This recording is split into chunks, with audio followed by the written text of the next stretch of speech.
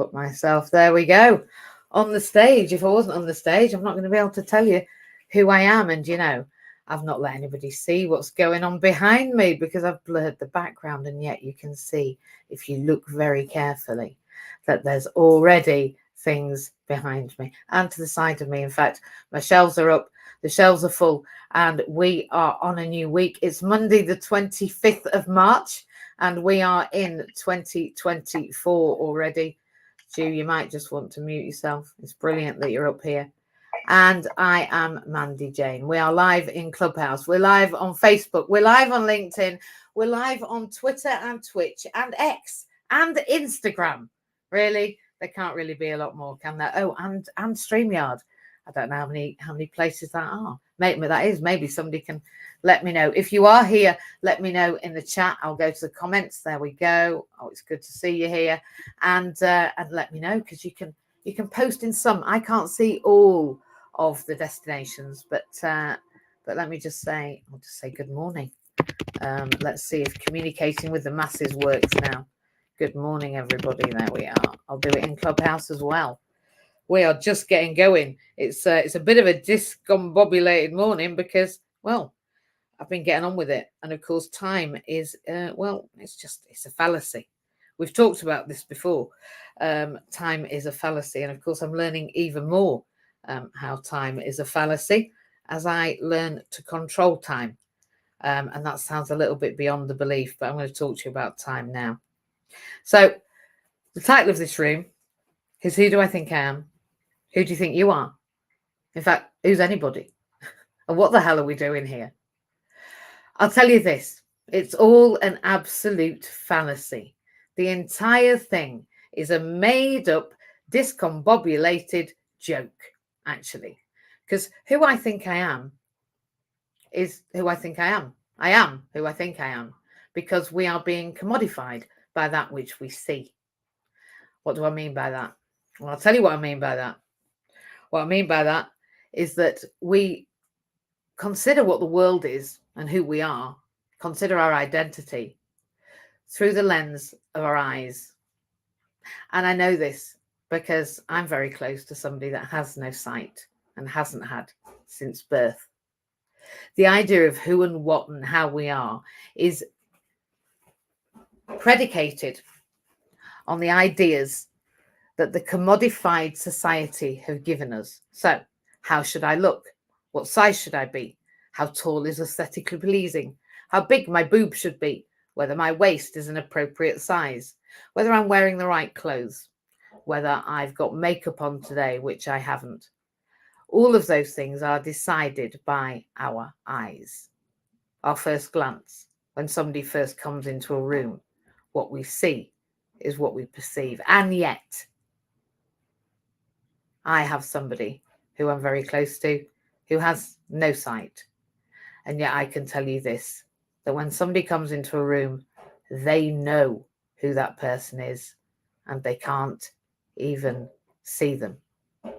So that led me to the idea that who I am cannot be what I see. Not if I have an individual who doesn't see, and yet they have a greater intuition and understanding and awareness of who's just walked in the room than the person who's got eyes. So that led me to say, then how do we perceive? And why do I believe that it's all about my eyes? Well, I'll tell you now. The reason it's all about our eyes is because there were individuals like Foucault, actually.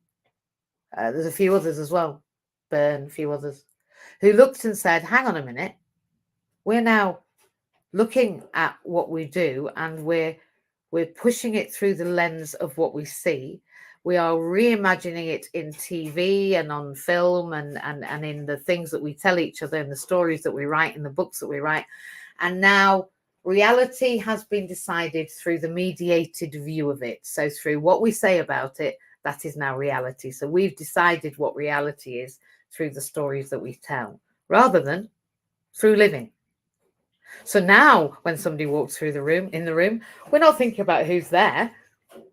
We're thinking about all of the ideals and ideologies and concepts and beliefs that we've been fed, narratives by our family, by our parents, by by ourselves, by the media, by the TV, by the radio, by our friends, by the reactions of other people when somebody walks in the room that's not aesthetically pleasing, a tramp, for example.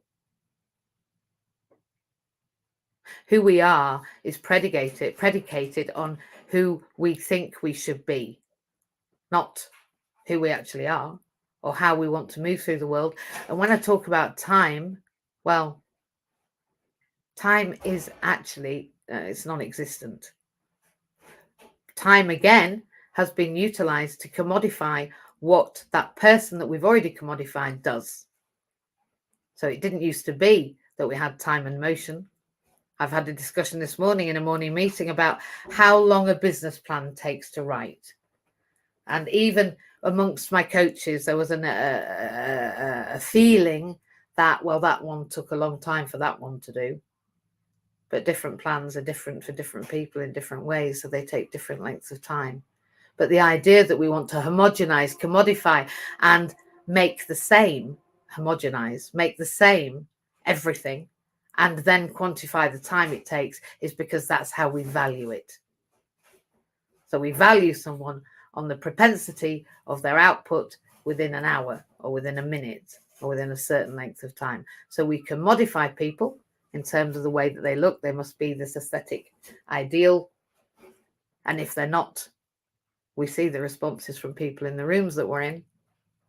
And then we can modify them and we value them based on their output for the hour, minute work that they do. And we directly compare them to one another. And indeed, we even compare ourselves. Actually, most prevalently, we compare ourselves to each other. And what's the result of that? Well, I'll tell you. For me, it's the result of I don't know who I am in that space. And I don't know if I want to be what they say I want to be, they want me to be. In fact, I know I don't. I know I don't. Now, so what are we going to do about it? It's all right, you know, in social work, and I'm a social worker in training. I'm a psychotherapist and an ASCEND-Co, a special educational needs, specific educational needs coordinator, and disabled tutor. So I work with disabled students. I retrained in psychotherapy to understand myself and those that were with me. And then I then moved towards social work because the people that I work with are disabled and their disabilities are affected by them living in the world. Because, of course, when they walk into a room or roll into a room, then who and what and how they are is predetermined by those around them, and nobody seeks to find out because humans are uncomfortable when they can't pattern seek, when they can't pattern match.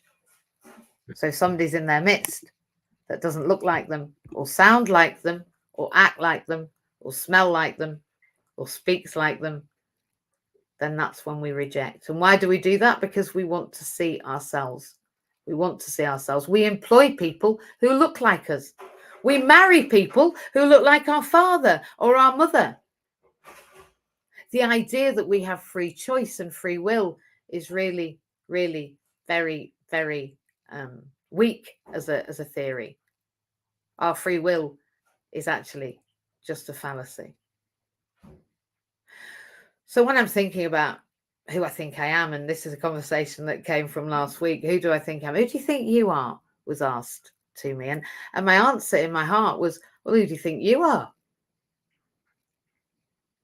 And my answer was, I'm a person. And when thinking about how that is, and I have had a fortnight now of thinking about how that is, and I've had 3 social media rooms, 1 write-up that I'm doing for Friday. We've got a fantastic event on Friday I'll go to in a minute. But in that process, in that mess in the middle, I have been able to examine, well, who do they think I am? Because that's the next question, isn't it? Who do I think I am? Who am I? Who do they think they are? Who do they think I am? And who they think I am oftentimes is an answer to their problems, actually. And I'm not. They're the answer to their problems. But I do have a role. I do.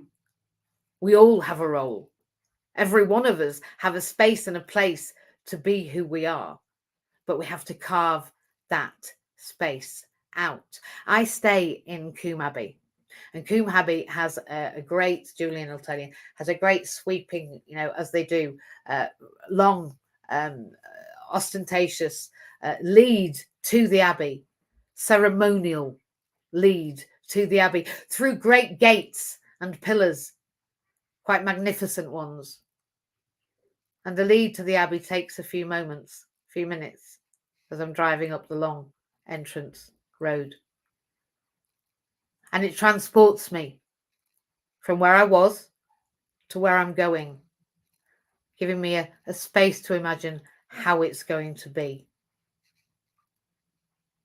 how my reality will shift, how I will be perceived differently, how my subjective experience is about to change, as it always does when you walk into a 4 or 5 star hotel, right? Because then that's my reality. That's the reality. That's the subjective experience of who and what and how I am, because the way I'm treated then is, good morning, madam. How can I help you? Let me get that for you. Can I carry your bags? What can I do?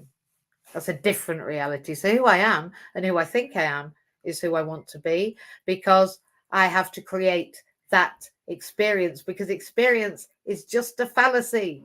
We make it up. It's all made up.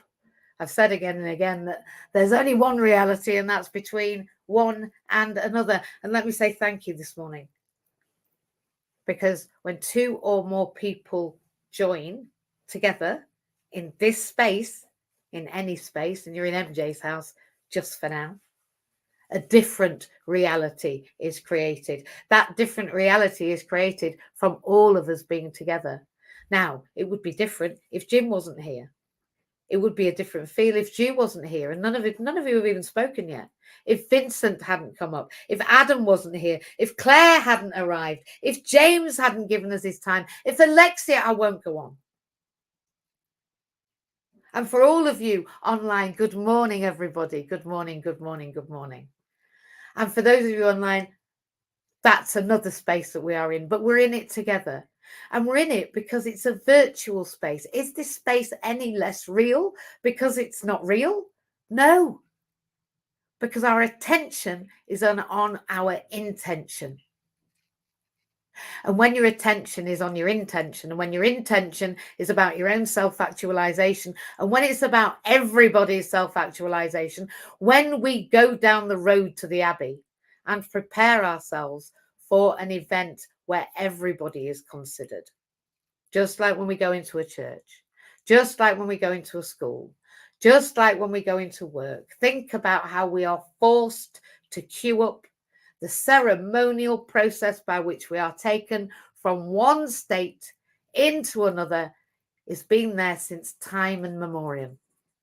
Don't even know whether I've said that right. Forever. The idea that we take us and transition from one space to another is embedded. It's embedded.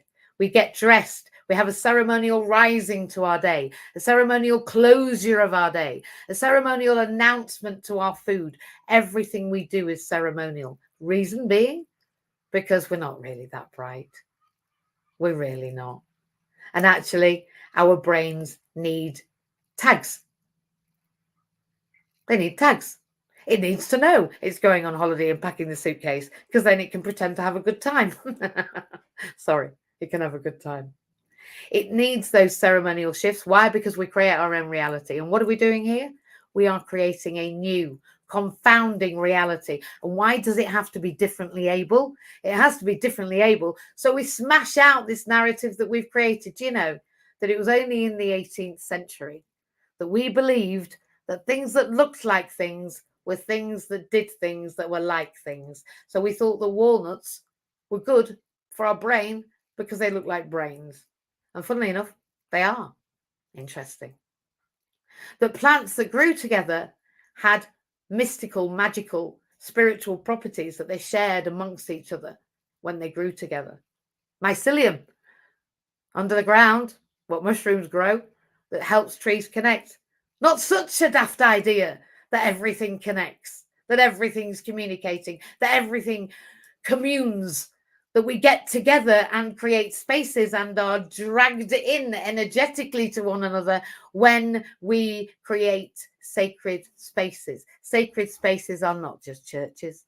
Sacred spaces are not just, they're not. It's not just about when we get together in the name of God. Sacred spaces can be when two people come to marry one another in a civil ceremony, the bringing together of people for a common aim to achieve an outcome is forever. It's what we do and what we're doing here. And what we're doing on Friday, on the 29th of March, is we are getting together in an unusual space, in an unusual place, with an unusual set of people that have been brought together for a common aim. And it doesn't matter who we are. It doesn't matter where we've been. It doesn't matter what we've seen. And it doesn't matter what people see of us, because when we get together, the game changes. It's literally a game changer. Friday is a sacred space. This is the prelude to the sacred space. You know, like the pre-match. And I want to say thank you to everybody that's here so far, because honestly, the energy of here, I will take with me to Friday. And I have 1,800 people to deliver this concept to on Friday, virtually, in our space here. We're a gated community of around 2,000 people, about 900 families. I would imagine there's more. And my energy is in this space, whether or not I am talking to them direct, or whether I am, whether they hear me, whether they turn up, that space is being filled with this intention. And that gallery is a thing waiting to happen. We're in Blackwater Gallery on Friday. If you've never been and you don't know what it is and you haven't been to Cardiff, get your ass to Cardiff on Friday. It's a free event. You've got no excuse. Now, there are limits for numbers, so get registered, because we can only register so many. We have to stop at a certain time of registration. If registration does get to a certain point, we'll be putting a screen outside. So come along, get registered. Get a seat inside before you have to stand outside and listen. It's a beautiful space. It's an art gallery, and the art in there is, well, imbued with the concept of who we are and what we are and who do we think we are. There's one installation of unsolved murders in Cardiff and the houses in which they were carried out. An alternative reality that nobody has uncovered yet. What is our subjective reality? It's what we make it. We are our subjective reality. So this morning, I want to bring it back to, who do we think we are? Well, I think I'm a person. What is that? Well, I think it's a commodified view that's been created by a capitalist society that's decided that I am only valuable for what I do and what I produce, which is not true. Because how long it takes a person to write a business plan is different for each person. It's a different plan for a different business, for a different person in a different way. Whilst we can find similarities because it makes us as humans feel settled, that we are pattern seeking and seeking things that are similar. And when we see ourselves in front of ourselves, we feel secure because we know what we're made of. We know who we are. We know what we're going to be likely to do. We know what we're worth. We know what we can do. We know our capabilities. So when we hire somebody that looks and feels and sounds like us, that gives us confidence, right? It's a false reality. It's pretend. So given that everything's pretend, given that who I think I am is whatever I think I am, I become, and given that who you are is my subjective interpretation of who you are, and given who they think I am is only determined by the qualifications and the jobs that I have, really, or the fact that I'm in a wheelchair. They don't talk about me as a spiritual being. Doesn't talk about me as a soul embodying this body for this experience, this human experience at this point. Nobody talks about that. But that's what I am. And many more will be coming together. And when those souls come together on Friday, then alchemy happens. And I don't have to do a thing. I just have to be prepared. And I think being prepared to discover who we are is exactly where we need to be all of the time. And I think the idea that who we are is a fixed narrative couldn't be further from the truth. And I think the idea that we can't change that narrative, particularly if we are helpless, hapless, feckless, hopeless, benefit scroungers, the fact that we don't think we can is, well, ludicrous. But I understand it because reality has not been created to include everybody. And that's why we have to shift it. It's why we have to create new spaces and disrupted economies and ways that we work. And we have to shock and surprise and enamor people.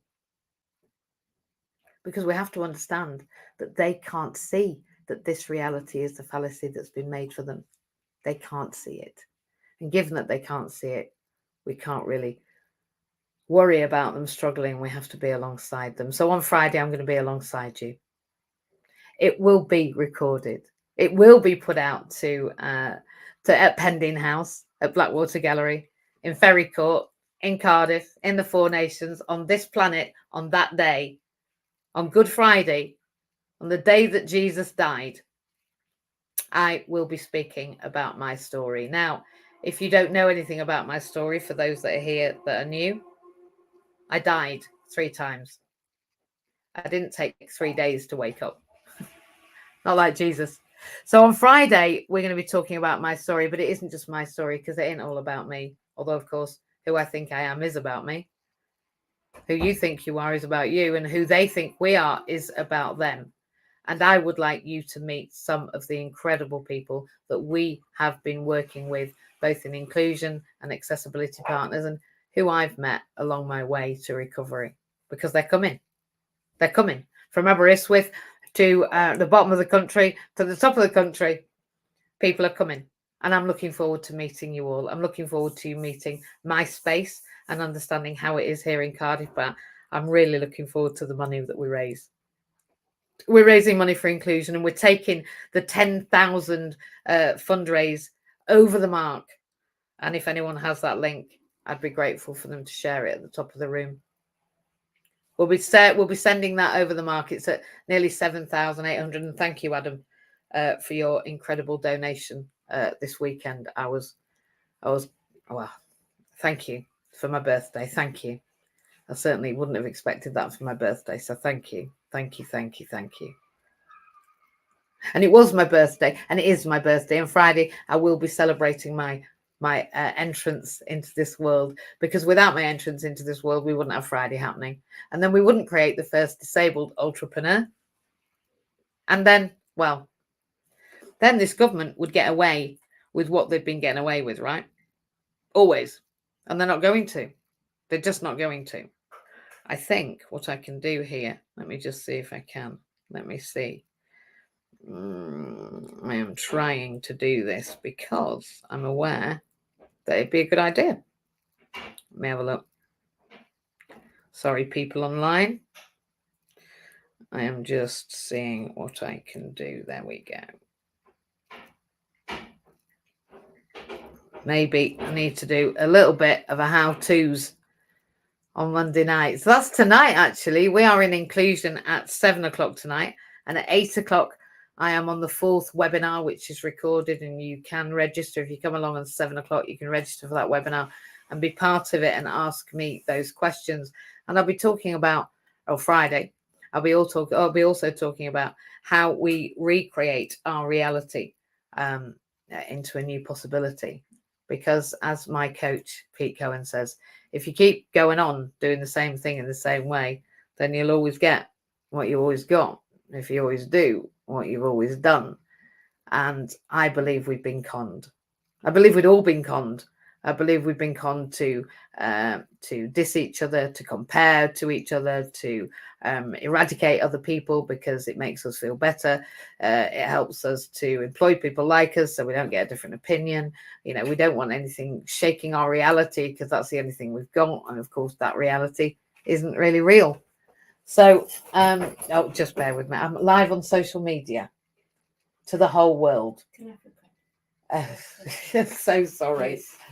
We could have waited, and probably a good idea if you hear me doing that next time. Might be a plan just to leave it till the next day. Is that okay? Yeah. Brilliant. There you go. Thank you, darling. It's not easy when people haven't been given the right information, because our reality is only based, isn't it, on what we know. And my wonderful helper there, wants to be able to get my post off today. So, come back to it. Our reality is subjective. If you're disabled, and let me just move into that before we talk, your reality is skewed, right? I can't get on a bus easily. Trains aren't accessible. Tube stations, only 25% of them. 1% of the UK stock is accessible for housing. I mean, you know, a myriad of things skew my reality as a disabled person. And so what we're doing on Friday is we're talking about the ways in which many of the people I work with have overcome quite extraordinary challenges to facilitate a life that they deem is worth living. And this £10,000 is not because we want to create an entrepreneur and take them over the line and show how good we are to help people go into big business to make loads of money. Absolutely not. It is a deliberate action against the UK government. It is a disruptive action. It is a behavior that changes reality. It is a shifting of experiencing. It's me explaining inclusion, facilitating the idea that to be disabled and in business, there are so many barriers, they are insurmountable without charity help. Now, we had in the 80s the Let's All Help the Disabled People in the financial drives. And remember in the 80s and the 90s where disabled people literally they crowded in at all of these fundraising events and said, enough about us without us, enough these sub-story crip ideas that you put us up and you show us up and you showcase us and you tell our stories gratuitously in order to make your money. Well, that's what we're doing on Friday. I'm going to be not selling my story, but telling it. And I'm going to be telling other people's stories and they're going to be telling their stories. However, this time, the reality shifted. This time, we have a shared power base. This time, we are people of lived experience that need to tell you how it has been for us to be abused. This is a story of coming through the other side. These are stories of becoming part of society, of being seen and understood as being people who are valuable, valued, and can participate just the same as everybody else. The Disabled Entrepreneurs Club, Ultrapreneurs Club, really does explain in the fact that it exists, that there are so many barriers that this government really just needs to change the narrative, change the story, change the idea of who they think we are. Because who I am is not what they think I am, or who they think I am. Who I am is who I think I am. And the reality that we're creating is the one that in a shared power base we can, because we're changing the narrative, we're changing the environment, we're changing the story, and so we're changing the outcome.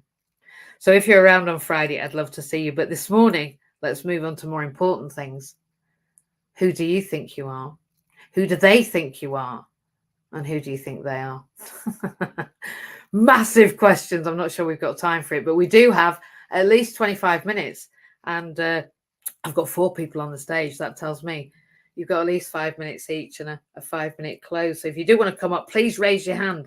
Do come. It would be absolutely incredible to hear from you this morning, because it isn't all about me. It's all about us. In fact, it's all about inclusion. So please do come up. But I will start off with saying good morning, Jew. I've not had a chance to say good morning yet. Good morning, my love. Good morning. How are you? I'm okay. So we're still on the same subject, except do you think they create our reality? I say they. No. You don't? Nice. No, I think we create our own reality. And that view hasn't changed from when I was normal to now where I'm far from normal.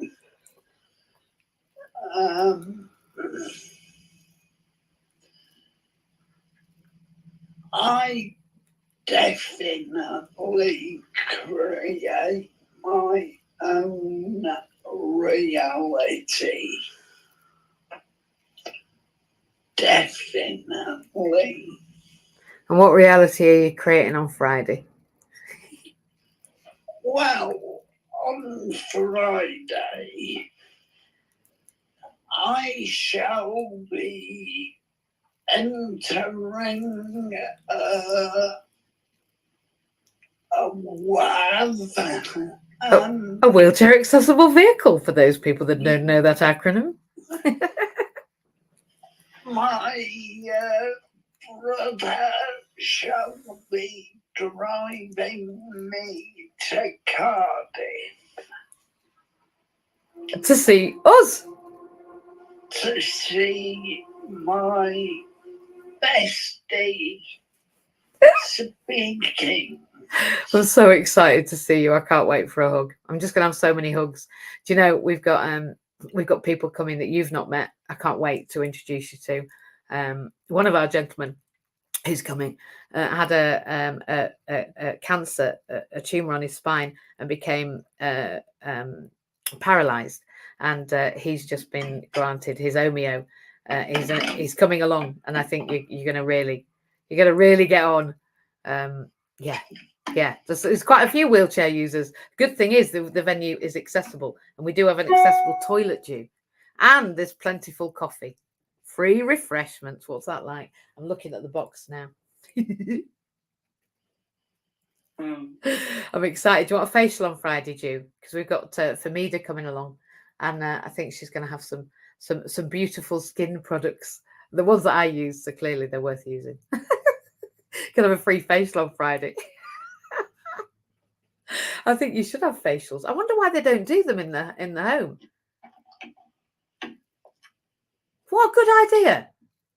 Do you fancy a facial in the home? Do you fancy some treatments? Do you ever have somebody coming in to do treatments? No. Why not? Not that I'm aware of. Have you ever had your eyebrows plucked?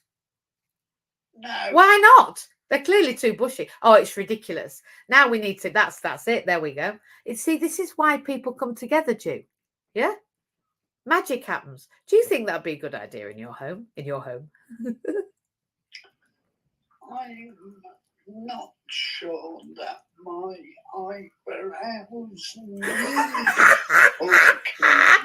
I knew that was going to get you. I had to get something about your aesthetics. It's like when I say, oh, your hair looks nice. I see you bristle. You're like, oh, I see you get, oh, does it? I do think that having your feet done, maybe. Hey, you see, having your feet done when you can't feel them properly. I just think we're on to something there. Having a night, yeah, I think we can have your makeup done, Ju. Come on. That's enough now. I'm a paratrooper. Give it a rest, woman. I have worn makeup. Good. It's good for you to get in touch with your feminine side, right? I've dressed as a female. Bah, bet that was a good look. And had my legs waxed. Well, I'm not surprised. I've seen your legs. They'd make a good pair of legs, wouldn't they? Well, they are a pair of legs. They'd make a good pair of legs if they worked. All for charity. Ah, you know what I'm hearing here. Do you fancy it in the summer? I think we should do your legs, get dressed up as a woman, and do a show. That really went a long way from shall we get a facial, didn't it? Yeah, so I think the reality is that you're creating it. You're right, because otherwise you wouldn't be there on Friday, and you wouldn't have a WAV. So you've created that reality, right? You're staying just one night or two. Do you want one lump or two? I don't actually know. Ah, well, you see, our James is staying from Thursday to Tuesday. There's somebody, Louis staying Friday, Saturday, Thursday, Friday, Saturday, or Friday, I don't know. Louis staying overnight because we've got the cameraman 2 days. Yeah, there's quite a lot of us staying. Like, I'm staying at home now, but there's loads of people staying at Travel Lodge and all over. If there's a hotel, there's probably somebody in it. I'm staying at the same one, Christian. We've got a bit of a gang. We've got a bit of a boys gang going on. Because it's cheaper. We've got a Welsh boys gang going on. I know who's going to be there. That's fantastic. Oh, you should have a right laugh. There'll be a few of us, a few of you. I'll have to come and visit the hotel in the evening, right? That'd be good. Oh, good. I'm very excited about Friday. And I'll tell you what, who I think you are, Ju, is Director of Inclusion. And I think you're about to direct the shit out of this organisation in the next year and create waves that nobody's ever seen before. I hope so. They've just rolled out a new passport for ex-military for access to work, and it's pants. No surprise there.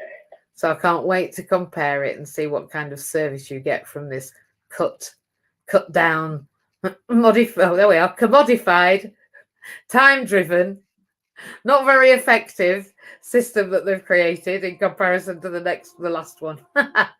So yeah, I think you've just come in time. I think access to work has been put off just in time for you to have the new rollout for veterans, so that you can tell them, well, your experience of it, because it might be fantastic, mightn't it? Might be. It might. A bit like the eye gaze process and the fact you haven't got an OT assessment yet. But there we are.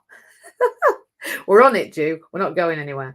Let's move on before I keep going on about that home. I think I should talk to Winnie about putting in a holistic therapy sessions and why we're not doing that when you're a CCG client.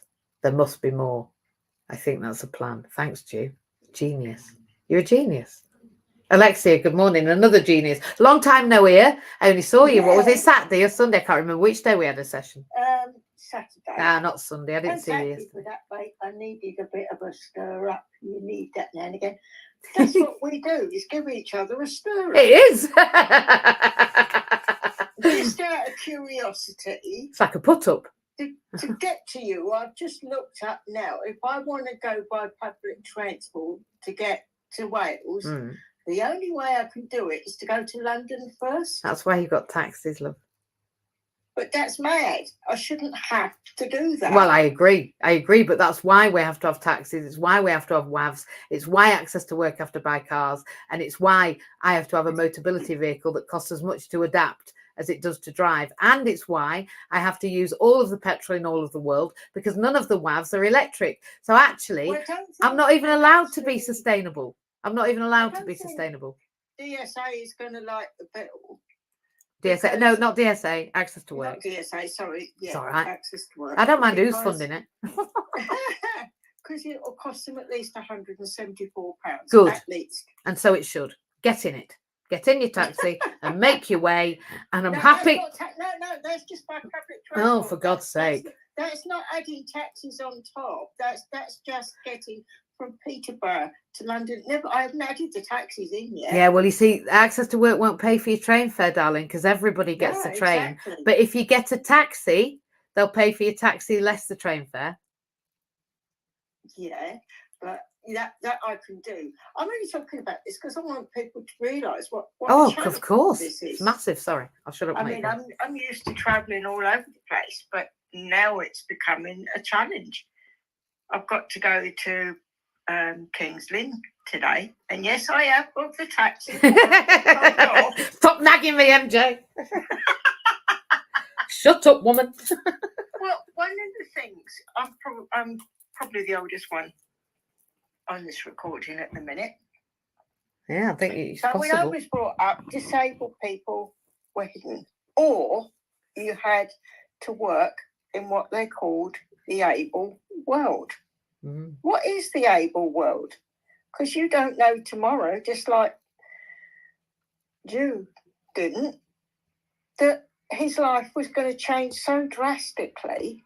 To some degree, I did know, because I was born with polio, that my mobility probably would deteriorate. But that doesn't mean life stops. It means that you do things in a different way. You look at doing them in a different way. This here person got me into university, and I've talked to. We didn't actually talk about this, but I've talked about this with Marie. I couldn't do anything, and then excuse language, that scares the hell out of me more than being at university, going after a degree. That's why I get wound up. Yes. But people need to know it's possible to take these things on and do them. Yeah. If I hadn't lost everything to fraud, I'd probably never have met you. I wouldn't be where I am now. But that aside, let's look at the positive side of what can come out of what we do. We can show people that your life could change tomorrow, but it doesn't mean it's going to stop, because that's what we feel when certain things happen in our life, like if you're grieving over a loved one or even a pet, and you think life will never be the same again. And why does it stop? Well, that's exactly what happens to you when you have a disability. If you're not prepared to stand up and say, no, I'm not going to let it stop me doing what I need to do. We have to be empowered. I would be an author. No, I do. Well, I can't believe that. I honestly, you astound me. And this is the beautiful thing about who we are and who we think we are and who they think we are, right? Is that I could not have imagined in a year what you've managed to produce, what you've managed to alchemize. I couldn't. I mean, I can see what's possible, but you have to do it for yourself. You do it. You're the one that's done it. You're the one that's made all those calls. You're the one that's put all that together. It fascinates me what people can make. You're amazing, Alexia. What you've managed to produce from what you've been given is a miracle. Make everybody laugh. You have to look at the funny side of things. Those of you that know me know, and you haven't seen me for a while, so you haven't seen how much the walking has deteriorated. No, but we all know how quickly I can end up on the floor. It happened yesterday when I was taking Belle out, cleaning up the rubbish at 7:30 in the morning on a Sunday morning, so nobody was out of bed. So it's like, and this is why you need to do things to keep yourself moving. My leg just went, and that's what happens. I'm on my feet 1 minute. I've done it to Daniel more than once, and then I'm on the floor. And I did it yesterday, and that dog is a real sweetie. She comes up to me, wagging her tails, and says, Mum, well, what can I do? And it's like, geez, now I've got to get myself off the floor. Yeah. And I thought about it. Yeah, fortunately, there was a name of a road there, so I could have used that to get myself up. I looked at the rubbish trolley, because that's got 2 wheels at the back, and it just stands at the front, which means if I take that out to collect the rubbish, I can't take a walking stick. So I've really got to concentrate on my walking. And I looked at this trolley and I thought, no, if I hold that on the handle, I'm going to tip that over. So I looked at it, turned it round the other way, and that was what got me off the floor. And this is some of the challenges for disabled people, but we have to interact that with taking responsibility for what we want out of life, because it won't happen otherwise. Absolutely. People just want to shut us away. And it isn't the answer. Well, it isn't the answer, because we need to put us to work, Alexia. That's the problem we've got. We do. The problem is whether we like it or we don't, whether we agree with it or we don't, whether we want to or we don't, whether we think it's the right thing or not. Actually, economically, we're going to have to work together.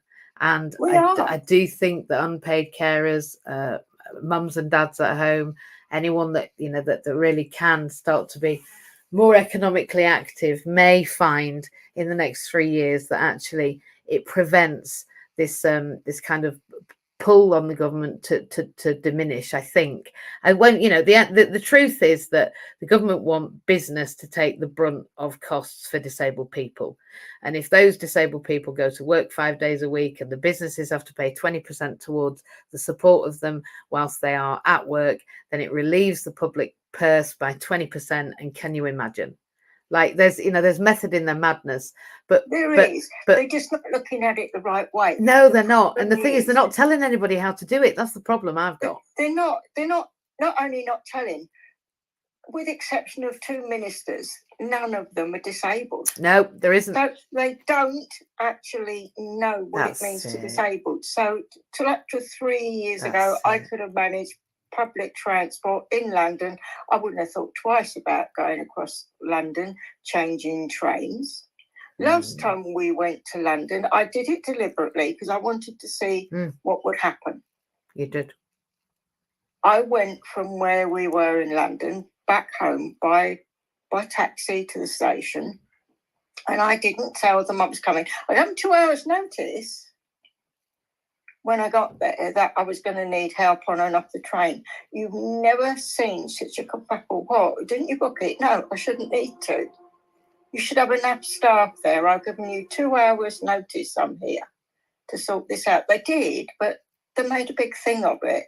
Yeah. And maybe this just comes down to a change of words, of a bit of love and kindness. Because that seems to have gone out of the way people think and do things. I'll tell you what else as well. I think there's a nervousness. So there's a really, really, really experienced social worker who's absolutely fantastic. I'm not going to use her name, but she's fantastic and she's really lovely and she talks really sensibly and she does fantastic assessments. And yet, now I'm not sure what the point of it was, but we had a meeting and she was like, well, I'm trying to allocate cases to you, but of course we have to think about access. Now, I think she was saying it in front of a manager to say, look how many places aren't accessible for MJ. But of course, it made me feel like, oh, now she's got to choose cases that are accessible to me. But in social services and social work, that just seems a bit mad. When we deal with disabled people, you'd think they'd just find somewhere that'd have a disabled person in a wheelchair that'd use a wheelchair. But you're right, that entire fuss, that making a fuss. And yet she's not trying to make a fuss. It's almost like talking out loud, I think, when they're making a fuss.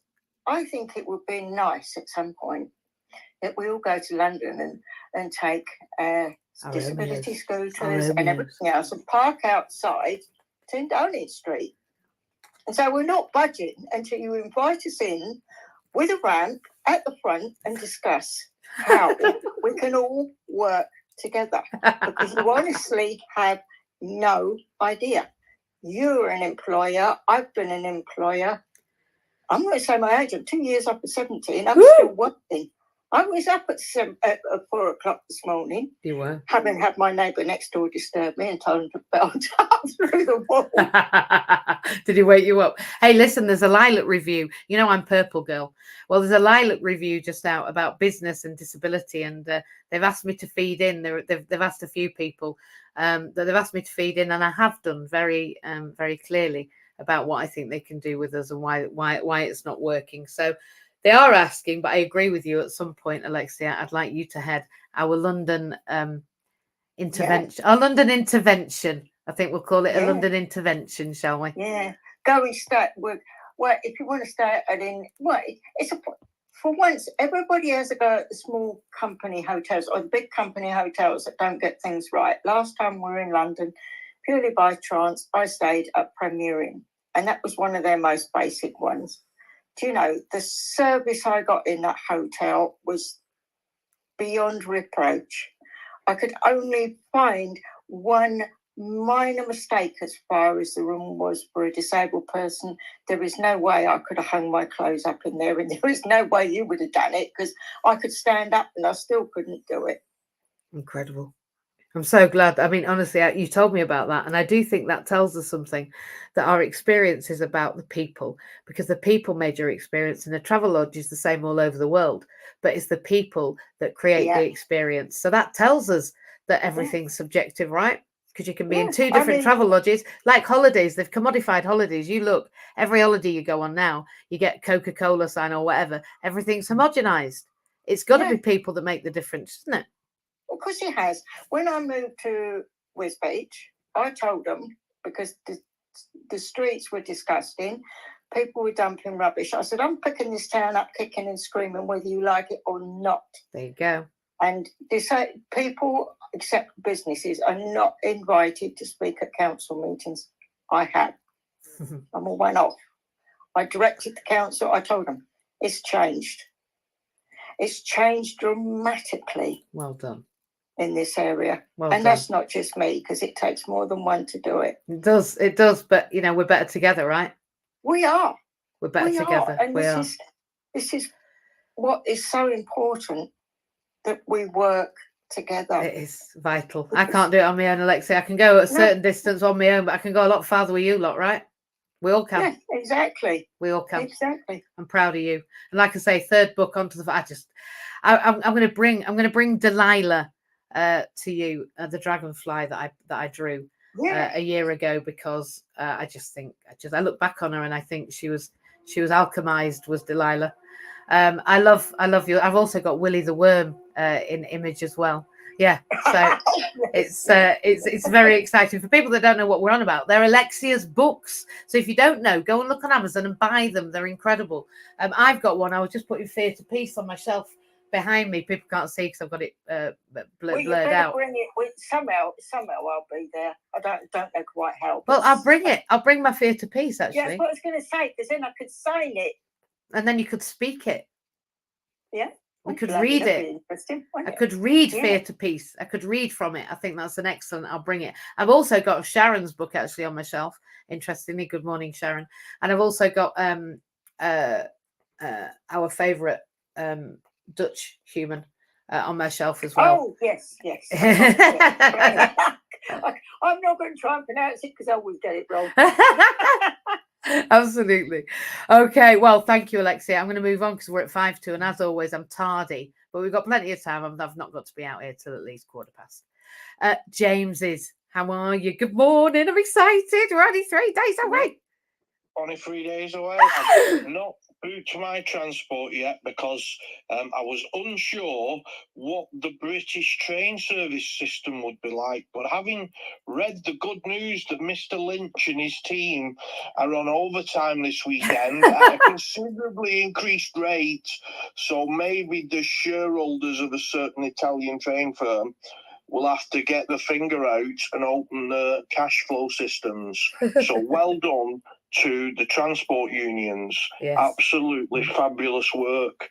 That's what consistency is all about. Now, my consistency has changed due to a little slip recently, but it was only a little slip because way before then, I had a very severe broken spirit because I was in such a dark, trying, miserable, soul-breaking place where I was trying to achieve the highest quality levels of production standards with some of the most appalling, shoddy, oil-leaking, hydraulic, dangerous systems in such a toxic environment. I mean, when you constantly have a revolving door where your health and safety management team depart every year, it's sort of, as a safety officer for the union, it brings home these standards, lacking standards in leadership. And that was what I used to experience. But thankfully, those dark days are over now. It reminds me of that Florence and the Machine song, The Dark Days Are Over. Wow, what a song. And it really cheers me up because I remember at one stage in my life where I used to hear that song far too often on the radio. And now, having booked my hotel, which overlooks a certain palace in Cardiff, near one of the hospitals, this palace, so it's not the main one near that area, that beautiful area of town, but it is a lovely hotel with very, very nice staff, very helpful, very attentive, and rather orange in colour. So the price is right. So I'm looking forward to coming on down to Cardiff shortly, and I know Thursday morning I will sort my train and get that sorted, because I was concerned that one of the more lacking northern service providers of trains, because of the unique way the British transport ticket buying system is set up, in other words, rubbish, you have to use different service providers all the time. So from where my station is, even though there is a wonderful Transport for Wales service, they always put me on a more northern-based, which I believe is always failing, and not providing all of its services. So, and that's for everyone, not just disabled people. They're not discriminating. Their service is that good. Yeah. It's bad for everybody. Yeah.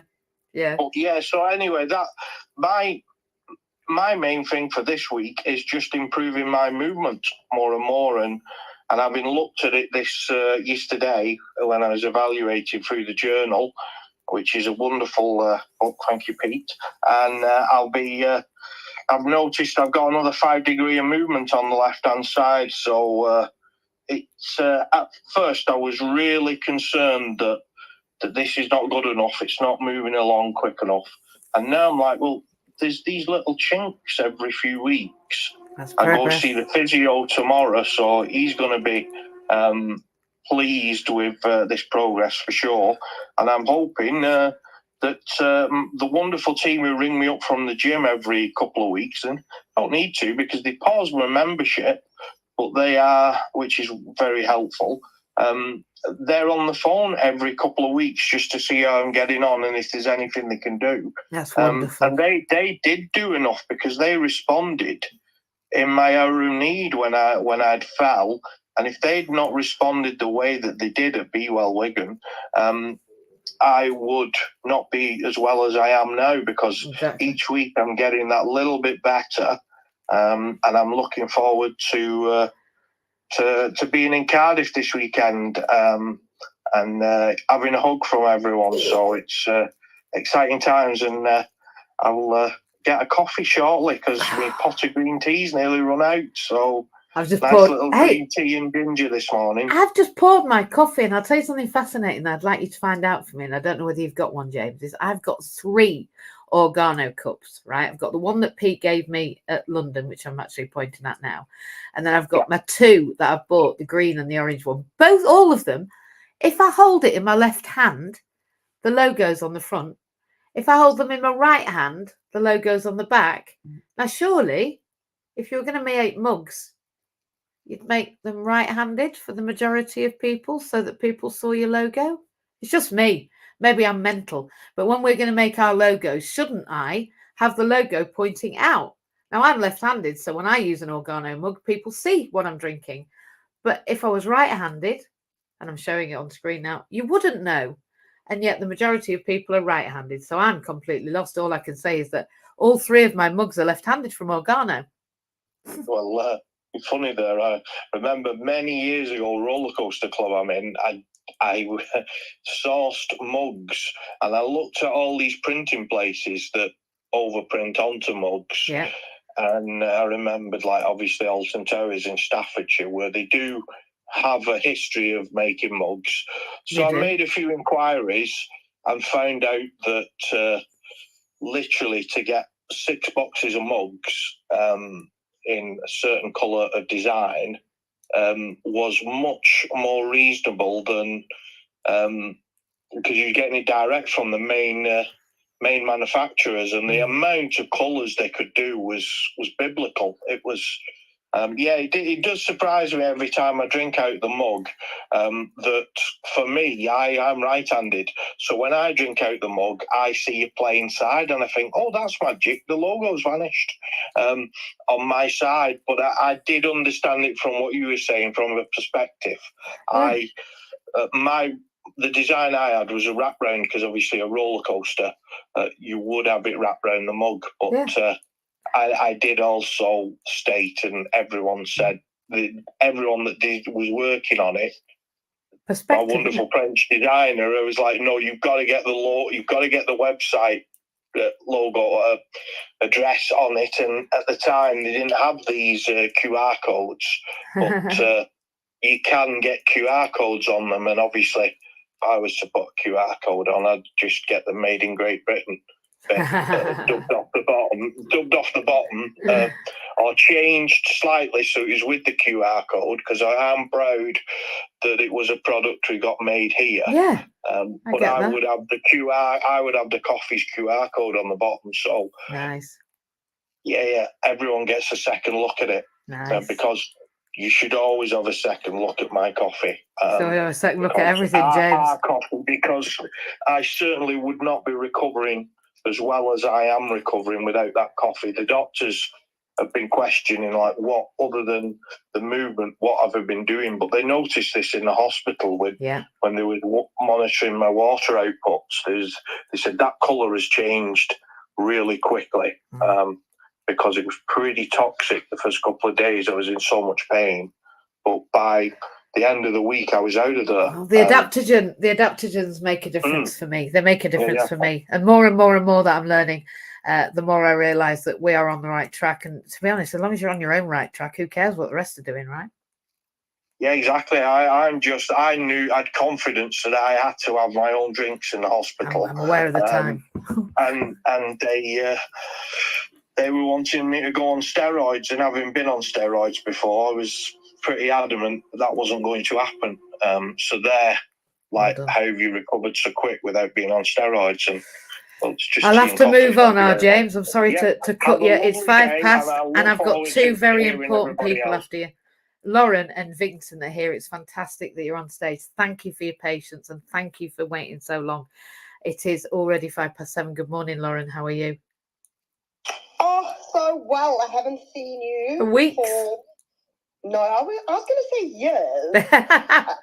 It probably is like that, but it feels like weeks, because whenever I hear you, it really is amazing to come on a platform and join forces with other people who work with disabled people.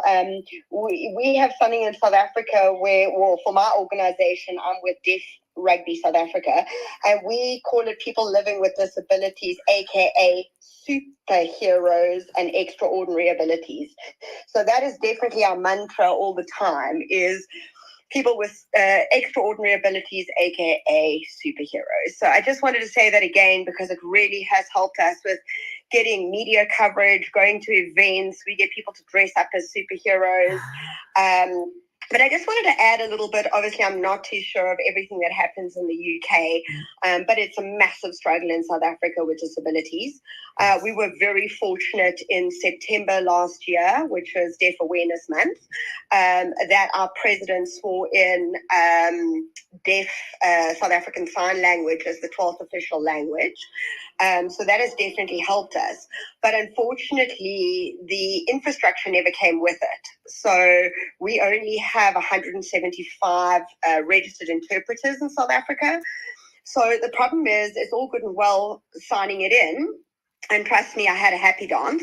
But the problem with that comes in if you don't up the infrastructure, or you don't do it, it's a little bit like white labeling, because you still can't go to a bank and someone can't help you. You can't go onto public transport. So the reason I put my hand up when I saw, you talking about public transport, I just wanted to give an example of what we did. So yes, we are Deaf Rugby, but we work with other associations to help us be stronger. So we work with with blind cricket. And we work with deaf cricket, but we also work with wheelchair rugby. And so what we did as a collective is we went and did an event, an activation, where we called on, let's call it influencers, celebs, whatever.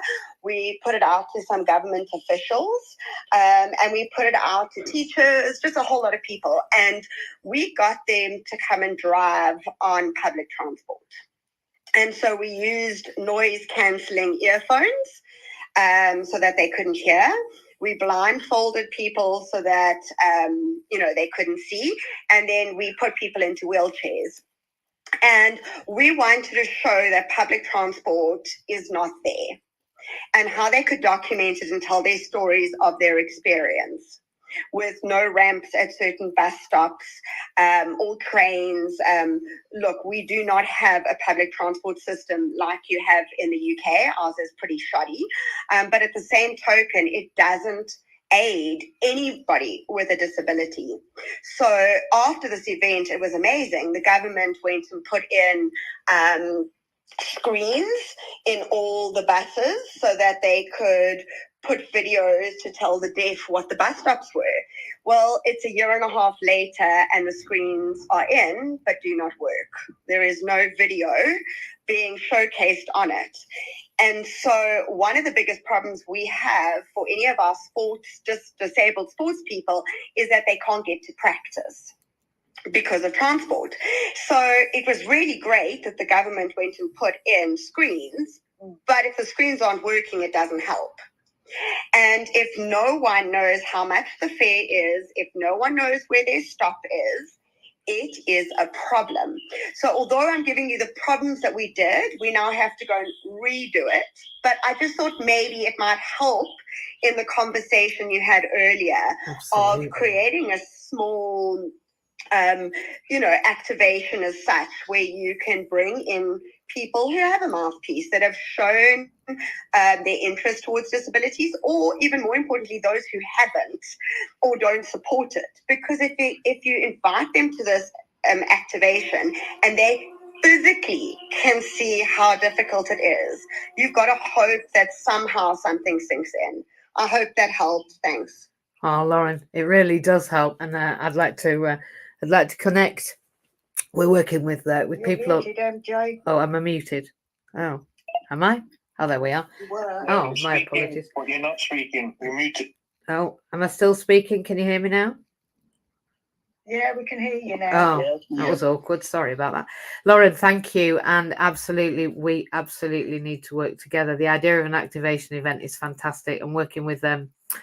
The GPs in Wales, and of course I'm working in social services, and I come from education, and it definitely is the intention that summer 25 we have an activation event at the Disabled World Bike Ride in London. That's the intention. I will be riding a marathon naked on my hand bike summer 2025. So we have a year to build up to that major event, and of course Alexia is going to head the visit to London with all of our mobility devices. She reckons to number 10 from this conversation this morning. So I think what you've created, Lauren, is your energy of what you've created over there has been brought to this space here. And on Friday, of course, we're getting together in Cardiff as a preliminary pre-match game here in Cardiff, and then in London, and then in Edinburgh actually in June. So we've got Cardiff, Edinburgh, and then London.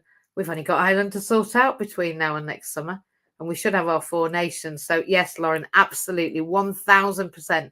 I think what you've just said is pretty normal. I think the same with moving people into workfulness. What they realise with the economy is that we're going to get a crash. We're going to have people falling apart and being in a state and not getting anywhere and being frustrated before the infrastructure's put in. But until we put disabled people into sports, into the workplace, into families, into doing things, then the responses from the infrastructure can't happen, and they take a long time.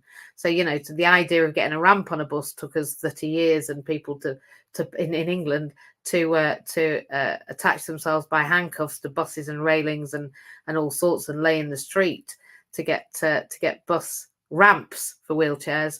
And of course, deaf communication isn't something that we have done very well at all here. So we are definitely better together, and we're in it together, and we've got to move things globally for disabled people. And the deaf community are absolute champions at their own cultural identity. I look to deaf people because they are one of the strongest group in disability studies that you can find. Their cultural ethos is massive. So thank you, Lauren. Go on. Sorry, MJ, just before I leave, you're more than welcome to reach out to me. Oh, thank you. On Instagram or whatever. I can put you in touch with Deaf Wales. Thank you. They're coming out to South Africa next year for a yes, and they are unbelievable as a body. Oh. And I put you in touch with all of them, and they are so keen for these kind of things we do here. So if you can just drop me a message on Instagram, I will. I'll give you everyone you need to speak to, Oh. and just say Lauren from South Africa. But when you reach out, I'll tell you, and then just get in touch with them. And that is one thing we've noticed. If and I often get asked by our corporates, why do you use all other bodies? And we do it because there is this numbers of disability as a whole. And so if that's the only thing I can say, we've got a board member who runs on crutches. And so he's got nothing to do with the deaf, but he's on our board because he believes that this is, again, reinforcement of people living with disabilities. He's done London Marathon. He's done Berlin Marathon. He was the poster boy at London Marathon last year. If you go and have a look at pictures, there he's running with the building behind him on these crutches and with a big South African flag and all the rest of it. So, again, I just want to say it's about coming together and everyone coming together as a world, because that puts more pressure. So please reach out to me. I will give all of this, and maybe I can find somebody and get sponsored that we can come to the same race you're doing, and you get people from all over the world supporting the same race. That would be incredible, Lauren. We've got a year. Let's get on with that. Thank you. I'll get in touch straight after on my way to work. I will do. Thank you, Lauren. Vincent, last but not least, you had to get off the stage, get back on the stage. Your comments you've been here an hour. I feel like we've held you. I'm so sorry. It's lovely to have you. Well, the only way you've helped me is help me out. Thank you for that. I would say it's eerie how much I resonate with everything you're doing, but that's just my life. It's just sardonic. Yeah, it's alchemy. Yeah, well said. But alchemy was science was known as alchemy until it was widely. It was. Somebody that knows. Yeah, as a scientist, abstract painter, digital artist. Yeah, tell me about yourself. Who are you? Who are you, Vincent? I'm still figuring that out. I caught a lead pipe to the head. In my home after winning some money at a casino in August 28, 2019. Oh my God. And I radioheaded myself. Oh. I lost myself. Wow. Sorry, laughing is. It's a way of dealing with the trauma for me. Laughing. It's also a great way. It's a great way to increase recall and learning. Yes, that's maybe what it does to me. I'm a strong advocate for education and just basically, they call it a traumatic brain injury. I got more trauma from my ex-girlfriend than I did from being murdered. I was married for 25 years. I know the feeling. Actually, 99%, because I don't believe 100% exists. except one thing, 100% doesn't exist. Yeah, I 100% know that 100% doesn't exist. Yeah. So that right after they hit me with the lead pipe, they stabbed me with a 12x3.5-inch buckskinning knife. I won't get it because that's graphic. Story is just irreplaceable, isn't it? It's done yet. I'm just trying to speed it up and not make it too graphic. Oh, I'm so excited. No.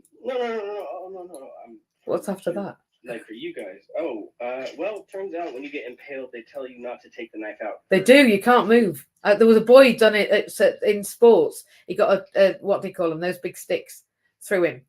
What do you call them? That you throw a thing over the field. Javelin. Yeah, he got a javelin through him, and they made him sit still. Can you imagine being still with a javelin through you?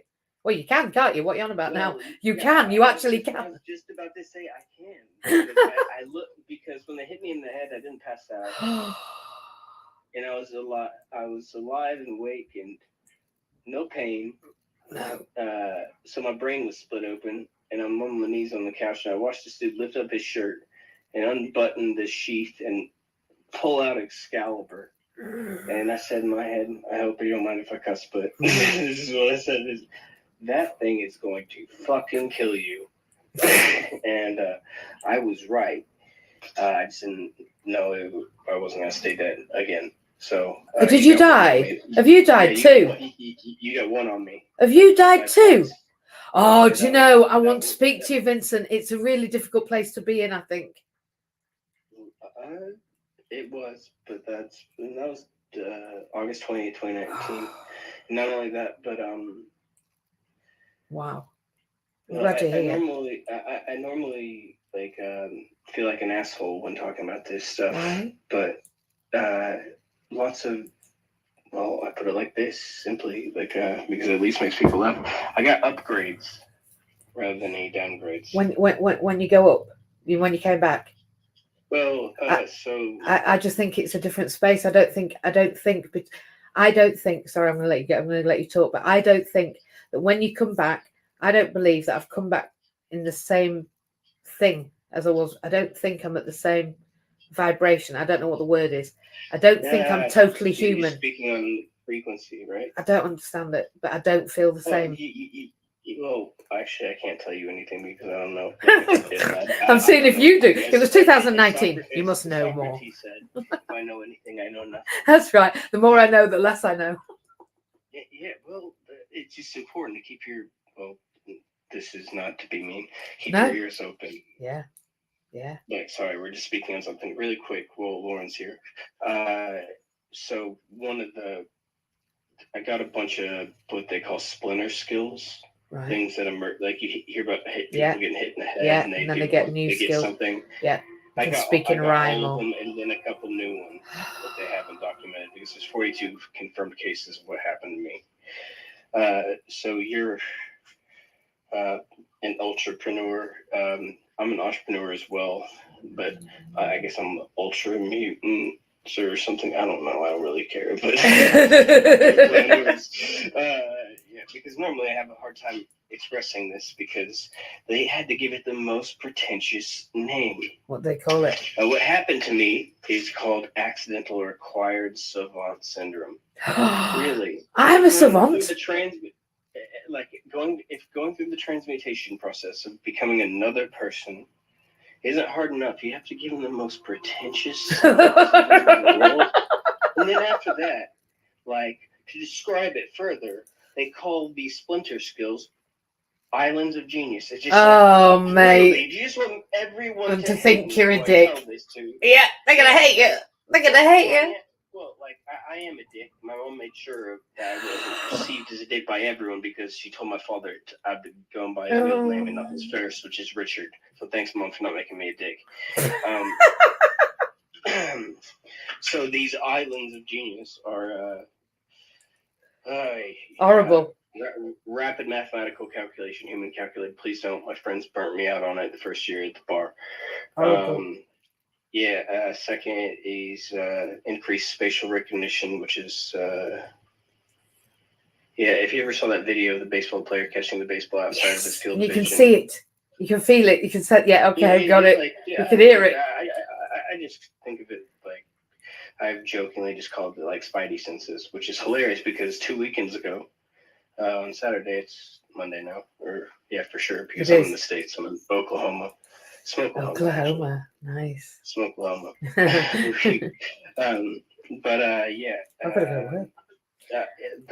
One of the 42 confirmed cases of this, I finally spoke to one of them because I never let a doctor look at my head. Oh. Because they just stapled it shut because my lung was perforated on both sides and so was me. So they just stapled my head shut because they thought I was a goner. Well, yeah, like they didn't. They didn't think me either. They put a DNAR on me. Do not artificially resuscitate. No. You know, it's so funny. He's sorry if I'm emulating her. No. I don't mean to. I had some friends from Bristol I lived with for some years. I was just going to say one quick thing. There's three of us here who've been over. Oh dear. You see, it's not right. I don't think we should put people like that together because we create alchemy. Sorry, Vincent. Go on. That's three of us that've been dead. Well, if we're talking about creating alchemy, I think alchemy is just a synchronicity. I know, but I like it to make it sound magical. People think I'm magical then. They don't just think I'm just doing it. You already make it sound magical. You don't have to try. Thank you, No, Vincent. You laugh, but I'm being absolutely serious. I know you are. Thank you. I'm laughing because I don't like it. I don't deal with compliments well. That's why I'm laughing. Okay, well, I understand that very well, and I can say that because here I am cleaning up my art studio, of which I didn't paint before this, and now I'm being invited all over the place to come to these arts. I mean, I had my first art show, and I've made probably 3,500 paintings. You see, the worst thing that ever happened to you was your becoming. Well, it was the worst thing that ever happened to me. Was what? Has made your becoming. It's created a new you. Having your head smashed in created a different life. Well, it just created a different direction. So reality is subjective, isn't it? Back to where we were, which was, who do you think you are?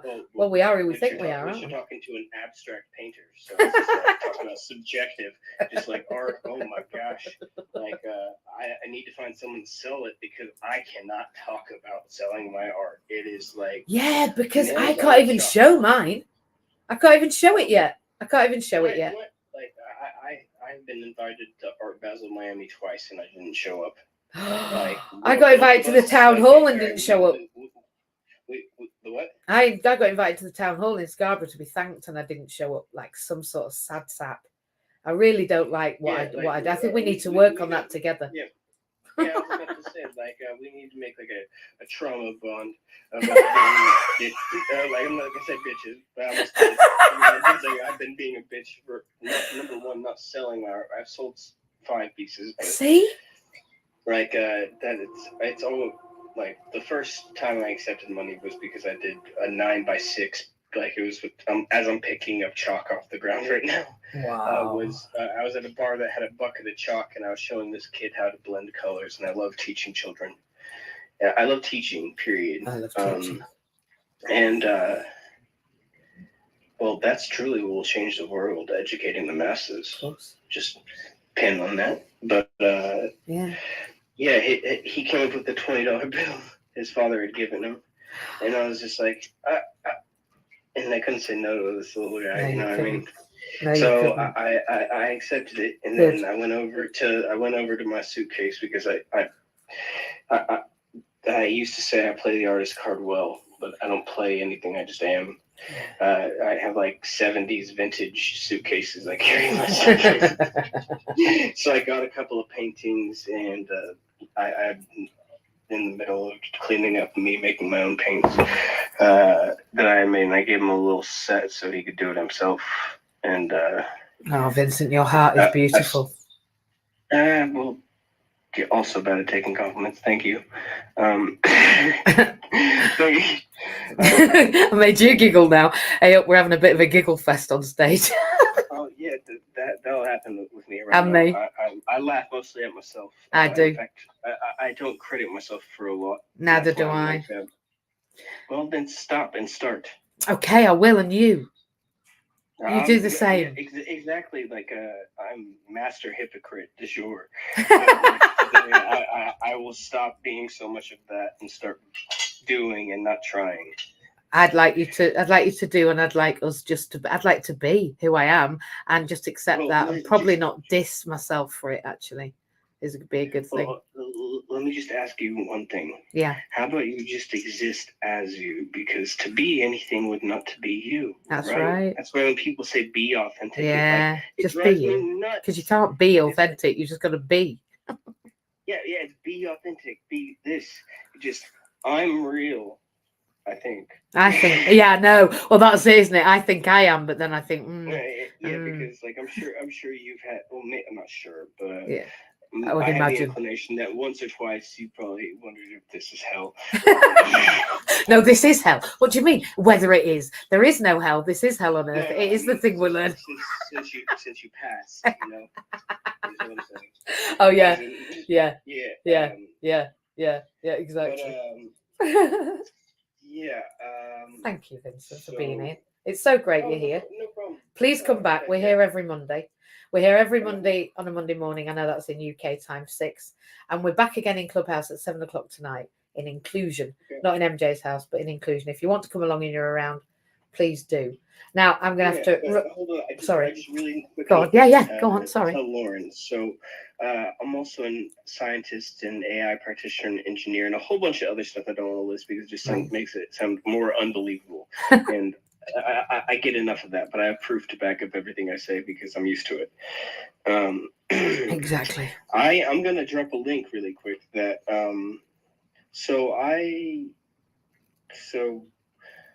all these skills that I got, one would think that you'd use them for yourself, like, hey, I became a painter. I'm going to go be Salvador Dali.